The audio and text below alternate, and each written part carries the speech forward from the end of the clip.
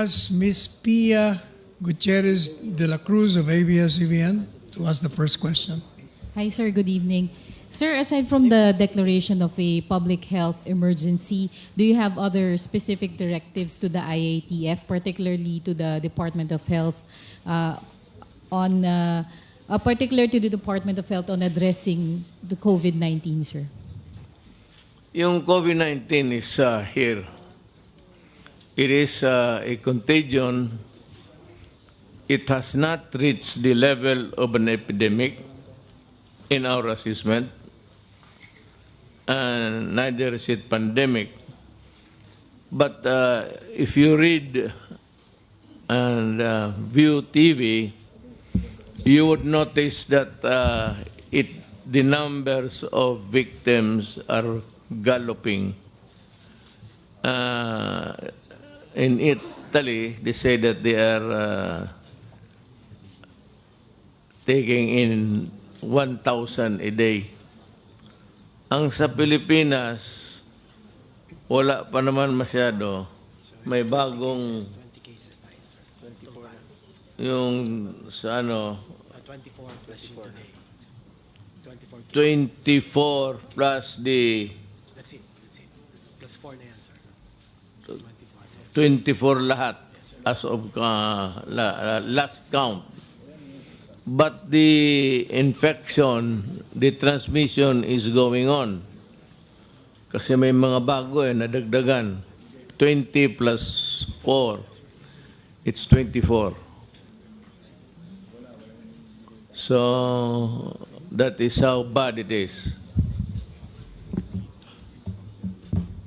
So we have decided to the clamor also of the mayors, probably much worried than we here. So it is the consensus that by the body that classes will be suspended in NCR, National Capital Region lang, beginning tomorrow, and it will end in March 14. The reason being that parang tignan natin yung incubation period, which is not ordinarily like a normal virus, 3 or 4. Ito umaabot ng 14 days. So itong 14 days na ito, one is to keep safe the children. Second is that we're going to establish a benchmark kung ilan pa ang madagdagan. At ngayon, kung itong walang klase, would it somehow reduce the number of the victims? If we keep our children sequestered at home and study there, and the Secretary of Education, si Briones, has insisted that they should stay home but study. And we have agreed that DILG at ang police will supervise us through 1 officers. So yung nandyan sa labas, tanongin sila, magdadala ng libro. If they are there, they will be escorted to the parents, and for the parents to be lectured on the responsibilities of being a parent. That the children should study even while they are detained in their respective homes. Walang klase. So, in all levels to. Mahirap kasi because the contamination of 10 years old is the same with the virus is or the virus is so virulent that even a contact, a mere talking and handshaking could place you in jeopardy. And we are trying to avoid losses, especially lives. And that is why we met this afternoon. But after March 14, we will be meeting again to discuss whether we save lives and yung itong ano ngayon, itong 24, gagaling to. Pero palagay ko, gagaling. You know, I was just shooting the breeze with everybody. Mas marami tayong mga Chinese na yung to the extent of creating a sinophobia. Sino is Chinese, phobia is parang pantakot sa insect. Do not do that. You know, there are Chinese as there are Filipinos in China also affected. And we have something like 300,000 in Hong Kong. We do not have the accurate number of Filipinos working in the mainland China. So, yung irresponsible reporting, as if we are blaming everything against the Chinese. It should not be the case. For as long as we cannot stop travel, we cannot. We have to continue to open our doors. Baski na sanabi noon na while the virus was starting, because that is really the norm of conduct of the world today. Travel. You have to travel abroad, business. Especially that we have opened our doors to investments.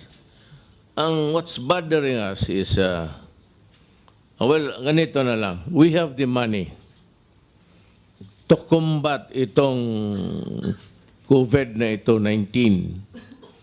I assure you, we have the money and we can defeat that tanginang virus na yan. Saan ba nakatira yan? We can defeat it. And this is not the first time that we have, well, in a way, in the past, I remember when I was young, there was this flu. It was also. Alam mo, ang totoo niyan, there's a cleansing, not really a cleansing, but hindi magtagal ito eh. Kaya the first one is the bubonic plague, the Black Death.